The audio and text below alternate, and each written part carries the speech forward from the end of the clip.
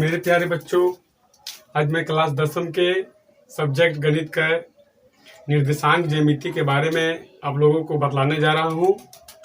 मुझे पूरा आशा और विश्वास है कि आप लोग अच्छे तरीके से समझने का प्रयास करेंगे इस वीडियो को देखने के बाद। चलिए आते हैं हम लोग टॉपिक पे। मेरा टॉपिक है निर्देशांक ज्यामिति। आइए इसमें हम प्रत्येक टॉपिक को अच्छे तरीके से समझने का प्रयास करेंगे, साथ ही साथ अच्छे से सीखने का भी प्रयास करेंगे। अब हम जैसा कि जानते हैं, कक्षा 9 में ही पढ़ चुके हैं कि ये मेरा y एक्सिस और ये है मेरा x एक्सिस। ठीक है, इसको हम बोलते हैं हिंदी में x अक्ष और इसको बोलते हैं हम y अक्ष। और x अक्ष और y अक्ष जिस बिंदु पे कट करती है, आपस में प्रतिच्छेद करती है, उस बिंदु को कहते हैं मूल बिंदु। क्या कहते हैं? मूल बिंदु। इस बिंदु का नाम है मूल बिंदु। आगे हम आपको पूरे डिटेल से पढ़ाने वाले हैं। और इस जब x एक्सिस और y एक्सिस आपस में प्रतिच्छेद करती है, कट करती है, तो ये 4 भागों में विभाजित होती है। कितने भागों में? 4 भागों में। अब ये 4 भागों में समझना क्या है, ये हो गया प्रथम चतुर्थांश,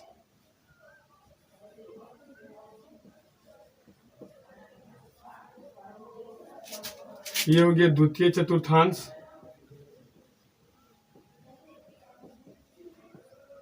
और ये हो गया तृतीय चतुर्थांश,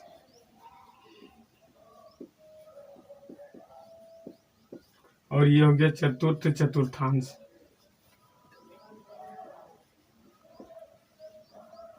और मैं आप लोगों को यह बताना चाहता हूं कि मूल बिंदु के राइट साइड में एक्स अक्ष पे पॉजिटिव का साइन होता है और अपर की ओर वाई अक्ष पे भी पॉजिटिव का साइन होता है, लेफ्ट और नेगेटिव का साइन होता है, और डाउन नीचे की ओर नेगेटिव का साइन होता है।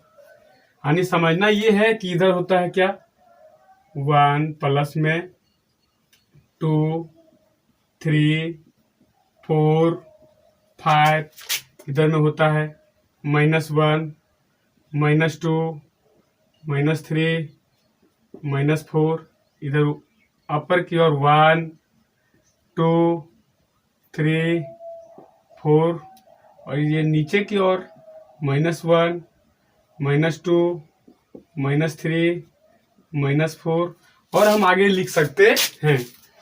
और हम लोग को समझना ये है कि कोई भी बिंदु का निर्देशांक का जो चिन्ह होता है प्रत्येक चतुर्थांश में, वो आइए अब हम लोग सीखते हैं। जैसे ये एरिया जो है इस x एक्सिस और ये y अक्ष, x अक्ष और y अक्ष के मदद से बना है। इससे इसको राउंड फिगर अगर हम करते हैं तो देखिए 4 भागों में बढ़ता है, फर्स्ट, सेकेंड, थर्ड और फोर्थ, एंटी क्लॉकवाइज में घूमता है। अब ये क्या है, इस क्षेत्र में जो बिंदु होती है उस बिंदु का निर्देशांक का जो साइन होता है वो आइए हम लोग अब सीखते हैं। इस क्षेत्र में जो भी बिंदु का स्थान होता है, उस स्थान में हम जानते हैं कि एक होता है भुज, एक होता है कोटि।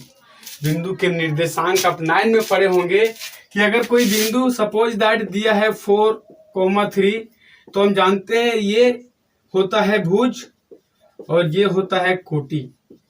क्या होता है? कोटि। तो प्रत्येक बिंदु के निर्देशांक में एक होता है x एक्सिस का मान और एक होता है y एक्सिस का मान। एक होता है x अक्ष के लिए और एक होता है y अक्ष के लिए। अब हम लोग को समझना ये है कि इस क्षेत्र में जिस बिंदु का निर्देशांक होता है उस निर्देशांक का साइन किस में होता है, वो भुज किस में होता है और कोटि किस में होता है। तो आइए हम लोग समझने का प्रयास करेंगे कि इस लाइन पॉजिटिव क्या है और ये लाइन भी पॉजिटिव है, तो ये दोनों, ये क्षेत्र जो है इसके माध्यम से और इसके माध्यम से बना है।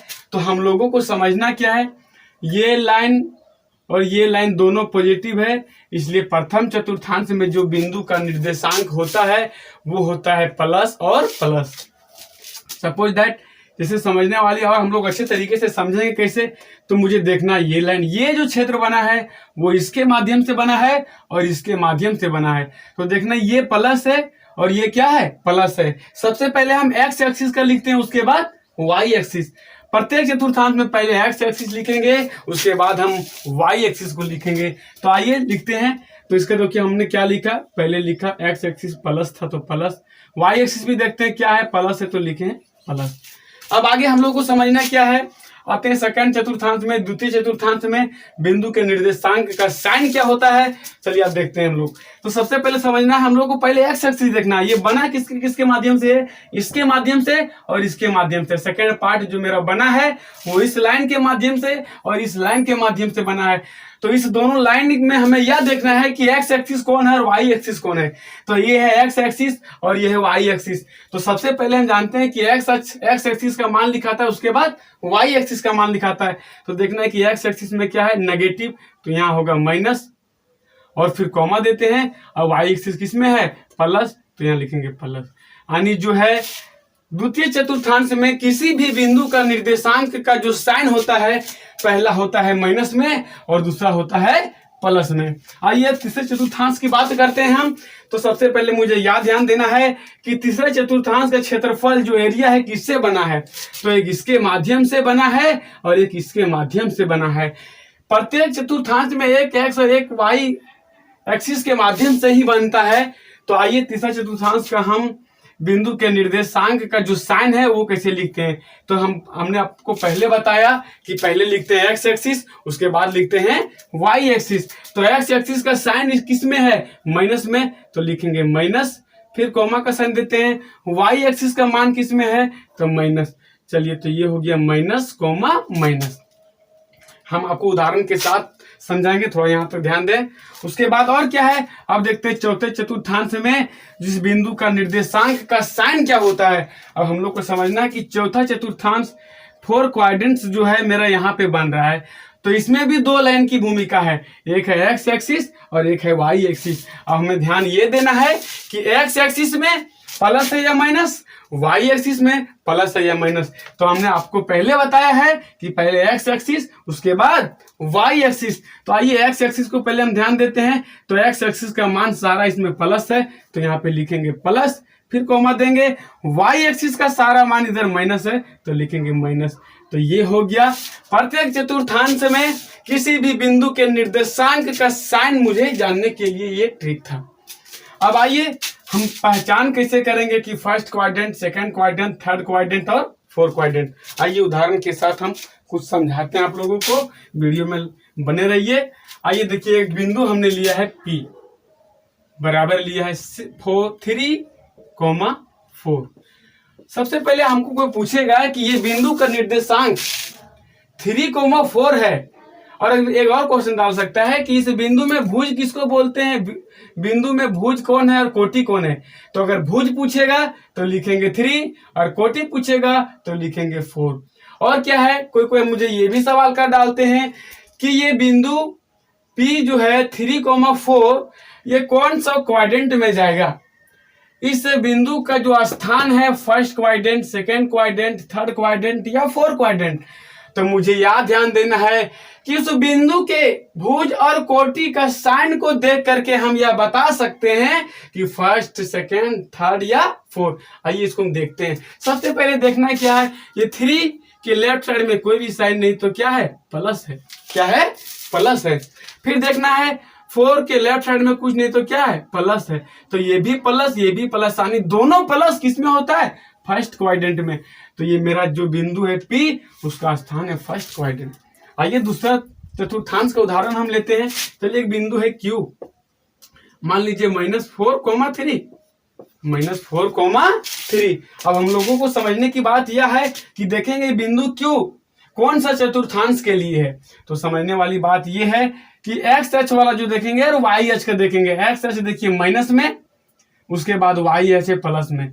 तो माइनस और प्लस, माइनस और प्लस किस में है, इसमें तो प्लस प्लस इसमें हो नहीं सकता है। यहाँ पे देखिए माइनस है और प्लस है, पहला माइनस और दूसरा प्लस, तो कौन सा क्वाड्रेंट में होता है, सेकेंड क्वाड्रेंट में होता है। आइए थर्ड क्वाड्रेंट के लिए हम जानते हैं दोनों साइन माइनस में होता है। चलिए पी क्यू एक हम ले रहे हैं आर, यहाँ पे -3 -2, देखिए दोनों माइनस में जब रहेगा तो लिखेंगे थर्ड क्वाड्रेंट। और क्या बात है, फोर्थ क्वाड्रेंट में देखते हैं, पहला होता है प्लस दूसरा होता है माइनस। चलिए पी क्यू आर एक हम ले लिए एस, क्या ले लिए एस। अब हम लोग को समझना है पहला प्लस, चलिए लेते हैं 4 -1, कुछ भी ले सकते हैं, केवल हम लोग को साइन जानना है किस प्रकार से किसका किसका होता है। तो हमने आपको बताया फर्स्ट क्वाड्रेंट में कोई बिंदु अगर है उसका स्थान तो उसका पहचान कैसे करेंगे, सेकेंड क्वाड्रेंट में अगर कोई बिंदु है तो उसका पहचान कैसे करेंगे, थर्ड क्वाड्रेंट में स्थान है किसी बिंदु का तो उसका पहचान कैसे करेंगे, और फोर्थ क्वाड्रेंट में कोई बिंदु है तो उसका पहचान कैसे करेंगे। आइए हम आगे चलते हैं। अब जैसे बात रह गई कि कुछ, अब कोई पूछेगा कि मूल बिंदु का निर्देशांक क्या होता है, मूल बिंदु का निर्देशांक। अब देखना है मूल बिंदु होता कहाँ है, यहाँ पे। अब मूल बिंदु में देखना है, कोई भी बिंदु का निर्देशांक पूछेगा तो 2 होता है, एक x का मान और एक y का मान। तो मूल बिंदु का निर्देशांक में मुझे ये ध्यान देना है कि x कितना है और y कितना है। तो यहाँ पे देखिए x इधर तो 1 है, इधर -1 है, तो यहाँ क्या होगा 0। तो यहाँ पे लिखेंगे x बराबर भी 0 और y बराबर भी 0। अब बात रह गई आगे, हम लोग ध्यान दीजिएगा अच्छे तरीके से।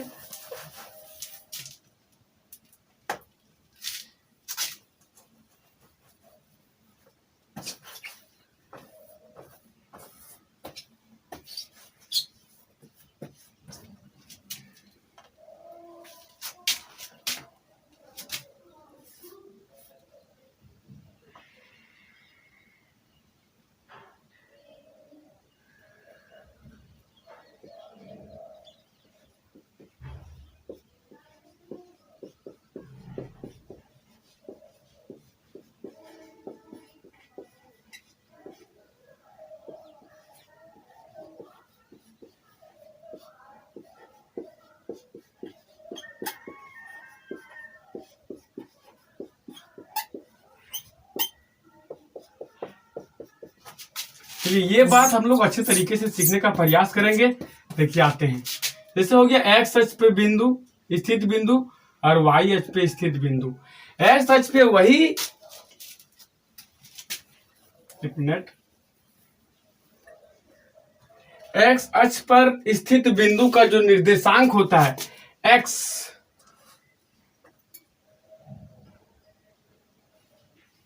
कोमा 0, और जो वाई अक्ष पे बिंदु होता है 0,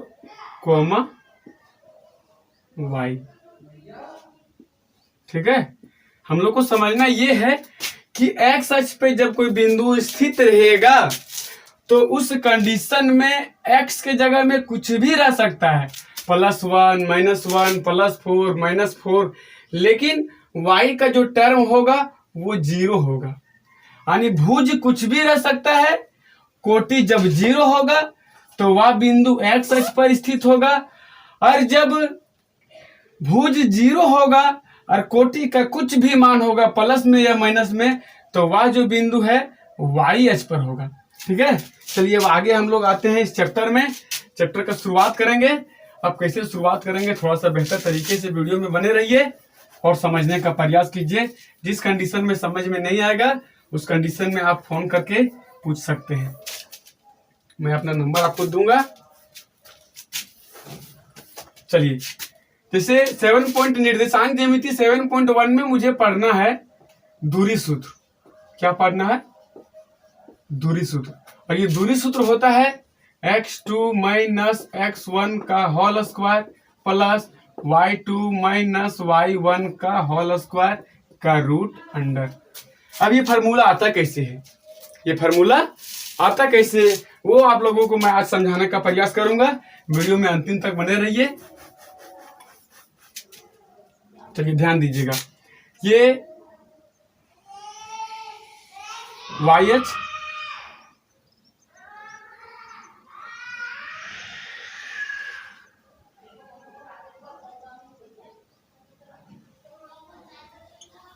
और ये होता है XH।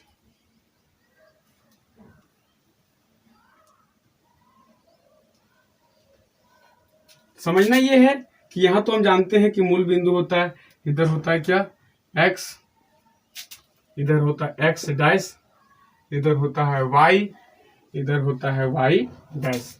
इधर क्या लिखेंगे, प्लस में होता है तो चलिए लिखते हैं X1, लिखेंगे क्या X2, चलिए थोड़ा बिग साइज में लिखते हैं ताकि आप लोग को स्पष्ट रूप से पता चल सके। X1, X2, X3, इधर क्या लिखेंगे -X1 -X2, इधर क्या लिखते हैं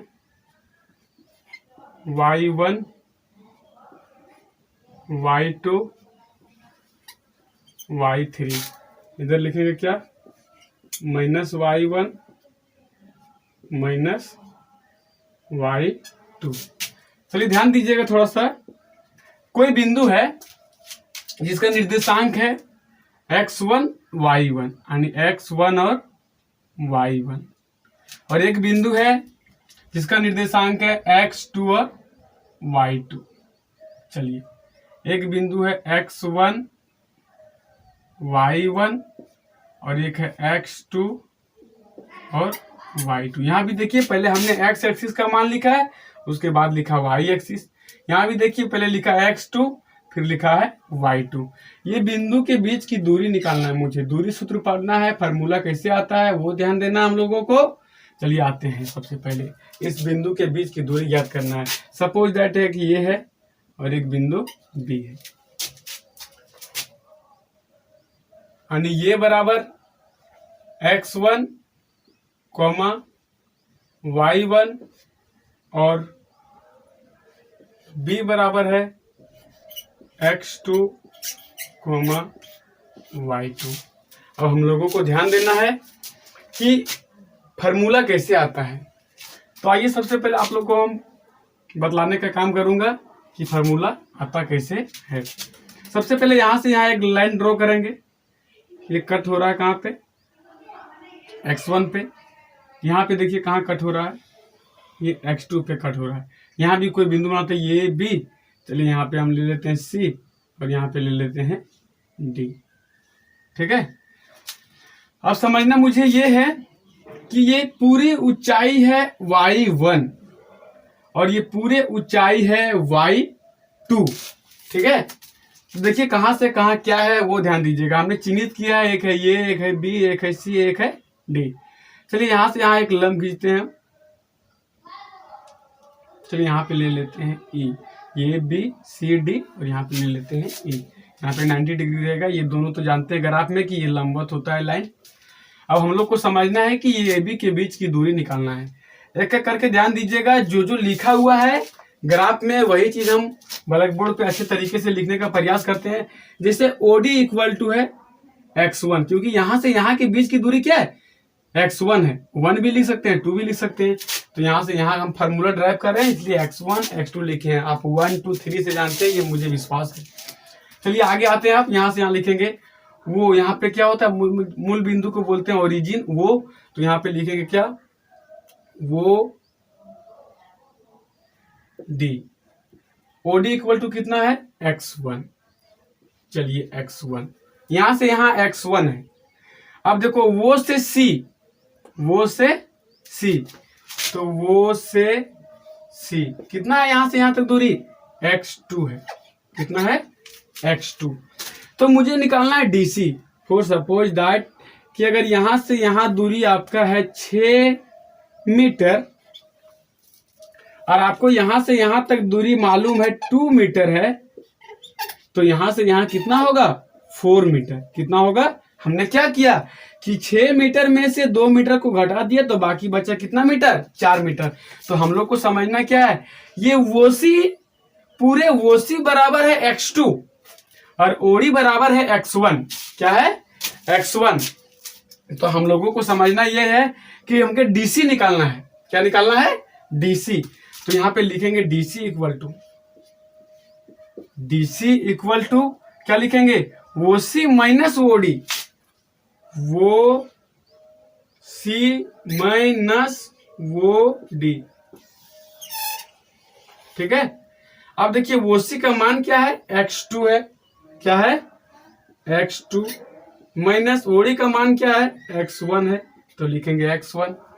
अब ध्यान देना है, जितना मेरा डीसी है उतना ही मेरा यही है। ध्यान दीजिएगा कैसे निकाले इसको, कि पूरे में से x2 में से x1 को घटा दिए तो x2 माइनस x1 हो गया। अब जितना डीसी था उतना ही क्या हो गया? यही। तो यहां पे लिख सकते हैं कि डीसी बराबर यही बराबर x2 माइनस x1। इसके बराबर भी x2 माइनस x1 और इसके बराबर भी x2 माइनस x1। अब ये मेरा x एक्सिस से संबंधित था। अब हम आते हैं y एक्सिस से संबंधित। तो इधर हम मिटाते हैं। मुझे विश्वास है कि आप लोगों को समझ में आ रहा होगा, और नहीं आएगा तो कोई बात नहीं, कमेंट करके बताइएगा वीडियो में।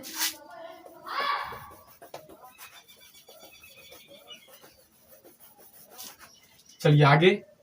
अब मुझे ध्यान देना है, ये तो x से संबंधित था और ये y एक्सिस से संबंधित है। अब यहां से यहां तक देखिए एडी लिखा है। क्या लिखा है? एडी। अब जितना एडी है उतना ही सी है। तो यहां पे हम लिख रहे हैं ये डी बराबर सी ई बराबर y1। देखिए ये दूरी के अनुसार ये है, तो ये अगर y1 है यहां से यहां, तो ये भी y1 और ये भी क्या होगा? y1 ही होगा। अब हम लोग को समझना क्या है, अगर ये मालूम हो गया तो देखिए, और BC हम जानते हैं। कितना जानते हैं BC? ध्यान दीजिएगा, BC कितना है? y2 है। BC कितना है मेरा? y2। B से देखिए, B से C तक, यानी यहां से लेकर यहां तक, ये पूरी ऊंचाई, ये पूरी दूरी कितना है? y2 है। तो y2 है। अब मुझे निकालना है b। क्या निकालना है? b। तो b बराबर लिखेंगे क्या? b बराबर लिखेंगे BC माइनस C, यानी ये पूरे में से हम यहां तक अगर मिटा देंगे, घटा देंगे, हटा देंगे, तो यहां तक की दूरी बचेगा कि नहीं? तो अगर घटाएंगे तभी ना। तो BC माइनस B। अब BC का मान क्या है? y2 है। और B का मान BC माइनस C। BC में से C को घटाएंगे और C का भी मान कितना है? y1 है। यानी ध्यान दीजिएगा, ये अगर हुआ यहां से लेकर यहां तक y1, ये भी यहां से यहां है y1, और ये पूरा यहां से यहां तक है y2, तो यहां से यहां तक हो जाएगा y1 minus y2। Same condition यहां भी है, x1 माइनस x2। यहां से यहां तक घटाने के बाद अब मुझे देखिए जो दूरी निकालना है जिस बिंदु का, दो बिंदुओं के बीच का, तो वो है ये और ये है B। तो ये B के बीच की दूरी, तो क्या लिखेंगे? एक समकोण त्रिभुज बन रहा है ये BE में। तो ये भी देखिए कहाँ कहाँ मुझे मान पूछेगा वो ध्यान देना है। मुझे मान किसका किसका पूछेगा? तो ध्यान दीजिएगा, x2 माइनस x1। ये x2 माइनस x1 था, तो यहाँ पे हमने क्या लिखा? इसके बराबर भी है। तो ये DC के बराबर था, AC के बराबर नहीं, DC के बराबर था, सॉरी, यहाँ DC के बराबर। ये DC का मान पूछेगा, तो DC के बराबर था यही। DC के बराबर क्या था? यही था। यही जितना DC था उतना ही क्या था? यही था। ध्यान दीजिएगा थोड़ा सा, यहाँ C लिखा गया था, यहाँ E होगा, यही होगा। और यही का मान मालूम है और BE का मान मालूम है, AB का मान पूछ रहा है। तो ये समकोण त्रिभुज है। तो देखिए ये लंब, ये आधार, तो कर्व नहीं निकाल सकते हैं आप। चलिए अब आते हैं। तो ध्यान दीजिएगा कि BE का मान मालूम है मुझे y1 माइनस y2, और ये का मान है x1 माइनस x2। चलिए अब आगे निकालेंगे कैसे, वो ध्यान दीजिएगा। चलिए समकोण त्रिभुज, समकोण त्रिभुज ए बी ई में पाइथागोरस प्रमेय से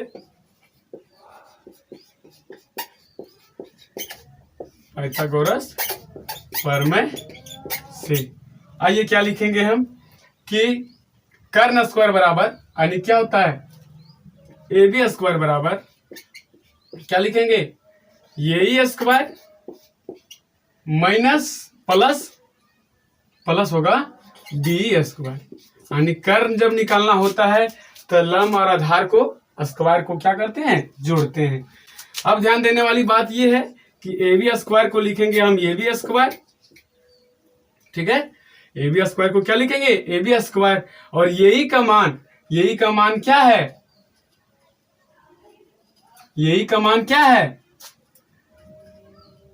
x2 माइनस x1 होगा, सॉरी यहाँ पे लिखेंगे x2 माइनस x1 का होल स्क्वायर, क्योंकि x2 में से x1 को घटाएंगे, x2 में से x1 को घटाएंगे तो क्या होगा x2 minus x1, x2 minus x1।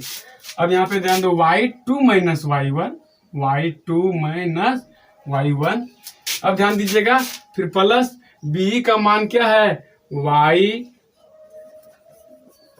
y2 minus y1 का होल स्क्वायर।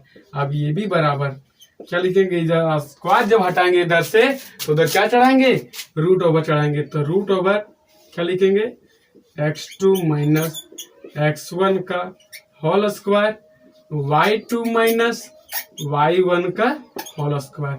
यही मेरा दूरी सूत्र हो गया। तो यहाँ पे लिखेंगे दूरी सूत्र बराबर x2 माइनस x1 का whole square plus y2 minus y1 का होल स्क्वायर रूट अंडर। ये मेरा फार्मूला है, इससे 3 मार्क्स का बोर्ड एग्जाम में आपका पूछेगा।